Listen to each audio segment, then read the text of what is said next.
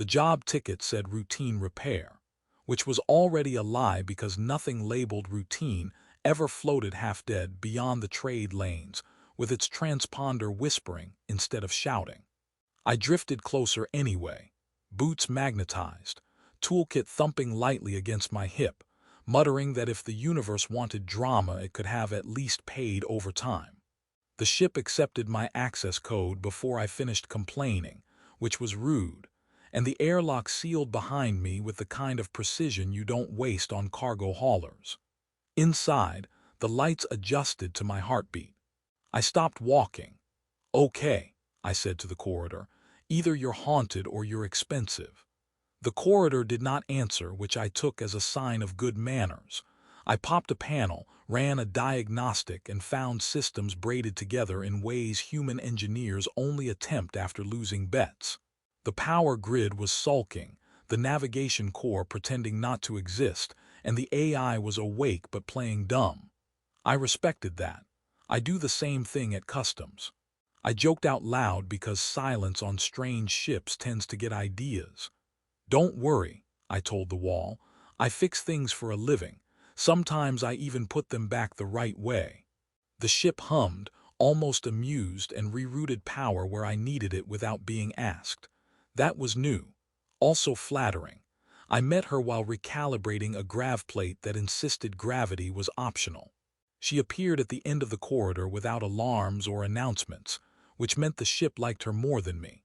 She looked human at first glance, calm eyes, steady posture, except for her ears.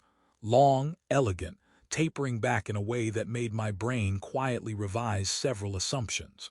"You are repairing my vessel," she said, not a question. "Trying to," I replied. "It keeps finishing my sentences." A pause, then. "It is attentive." "That's one word for it." I wiped my hands and gave her my most professional smile, the one that says I will not panic unless you do first.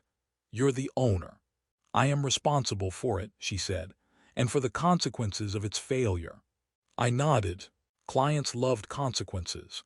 "Good news," I said. "It's not dying. Bad news, it's dramatic." Her mouth twitched. Victory. As I worked, she watched without hovering, asked precise questions about human repair doctrine, and seemed genuinely surprised when I admitted we mostly make it up as we go. I asked if her people did better. She said they pretended harder. That earned her a laugh, which startled us both. The ship's systems unfolded under my hands, layers of technology I shouldn't have recognized but somehow did, like remembering a dream you never had. Defensive arrays sat politely dormant, navigation folded space like paper, and the AI stopped pretending entirely. I pretended not to notice any of it. There are moments when curiosity is just another way to get shot. When I asked for authorization to restart the core, she hesitated, then nodded. The ship surged, alive again, and somewhere far away something expensive probably noticed. I grinned despite myself. "There we go. Told you it just wanted attention." She studied me then, really studied me, as if I were another system to be tested. "You show no fear," she said. "Oh, I do," I replied. "I just charge it rent." For a moment the ship, the silence, and her strange, attentive gaze aligned into something heavier than a repair job. I didn't know why yet. I just knew my life had quietly stepped off its assigned path, and I was still holding the toolkit. The core restart didn't explode, which immediately made it the best day I'd had all week. The ship settled into a steady hum, the kind that suggested confidence instead of barely suppressed panic. I leaned back against the bulkhead and told the AI, quietly, that if it tried anything clever I would replace its logic loop with a toaster. It responded by optimizing power flow and dimming the lights in what I assumed was gratitude. She stayed nearby, always just close enough to hear my muttering. Every time the system threw up a warning written in a language I definitely did not speak, she glanced at it, then at me, waiting. I learned very quickly that admitting ignorance was less dangerous than guessing. "That's not standard," I said, pointing at a glyph cluster that pulsed like it had opinions. "Human ships don't usually come with that much attitude." "It is a defensive courtesy," she replied. "I don't know what that means," I said, "but I'm offended on behalf of all non-defensive discourtesies." She made a sound that might have been a laugh, and might have been something more carefully trained. The ship adjusted gravity by a fraction enough to throw my balance. I blamed the ship. It blamed me. We agreed to blame each other. As I dug deeper, the systems became less shy. Power conduits bent space instead of following it. Encryption wrapped around itself like a snake eating its own secrets. I whistled. "You know," I said, "most people tell their repair techs if the ship can punch through reality." "It is not polite to boast," she said. "That explains the modesty," I replied. "Any other surprises I should know about? Hidden throne room, self-destruct tied to emotional distress." She considered that far too seriously. "No throne room," she said. "And the self-destruct is manual." "Good," I said. "I hate automation." We talked while I worked, about trivial things that felt less trivial the longer they lasted. She asked why humans traveled alone so often. I said we liked the quiet. She asked why I joked when systems failed. I said panic never fixed a circuit. She asked if I respected authority. I said I respected competence and hoped authority would take notes. Her questions sharpened, circling ideas like loyalty and obligation.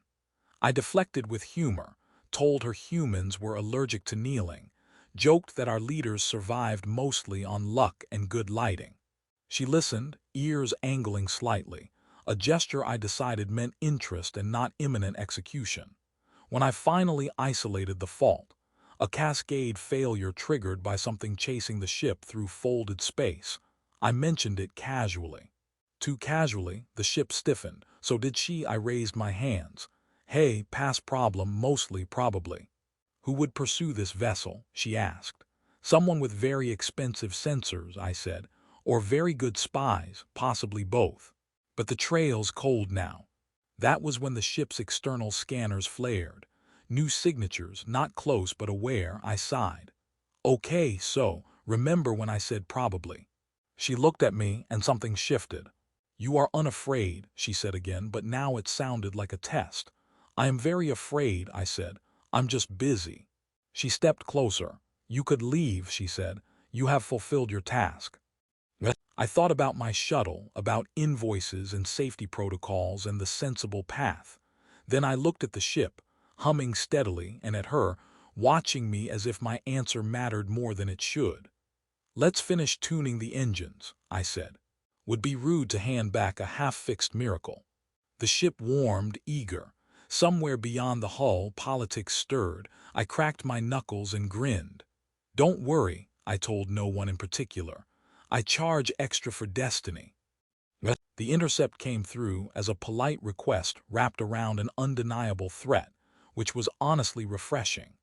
The ship translated it 3 different ways and still sounded offended. I finished sealing the last conduit and wiped my hands, telling the engine it had done a good job and deserved nice fuel. It preened. I pretended not to notice. "They know you are here," she said. "Everyone knows I'm everywhere," I replied. "It's a gift." The ship lurched into motion, folding space like it had somewhere important to be. External channels lit up with voices that spoke in titles instead of names. I listened for about 10 seconds before my brain rebelled. "I'm guessing this is where you tell me you're not actually a private traveler with a weirdly overfunded hobby." She was quiet long enough that I knew the truth mattered now. "I am queen of my people," she said. "I was not meant to be seen." I nodded slowly. That explains the ship, and the manners, and the part where reality politely steps aside.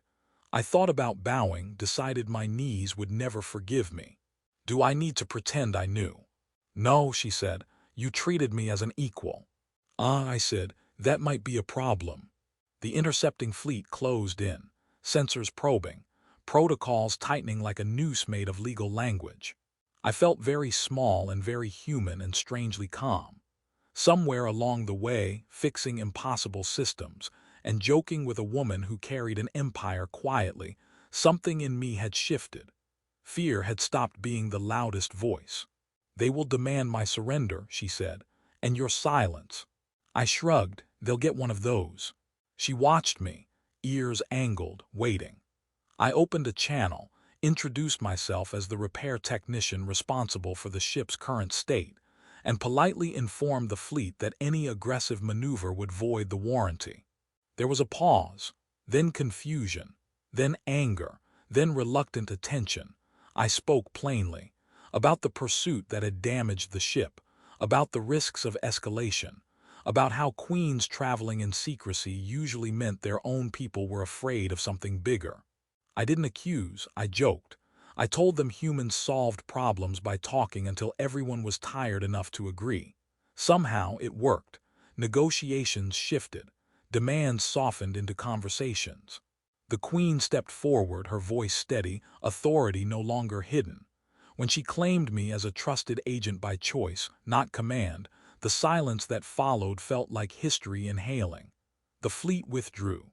The ship relaxed. I finally exhaled.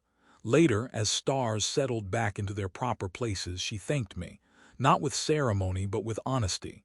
She offered position, protection, a future that came with far too many rules. I smiled. "I'll help," I said, "but I'm still just a mechanic." She smiled back. "Then remain so," she said.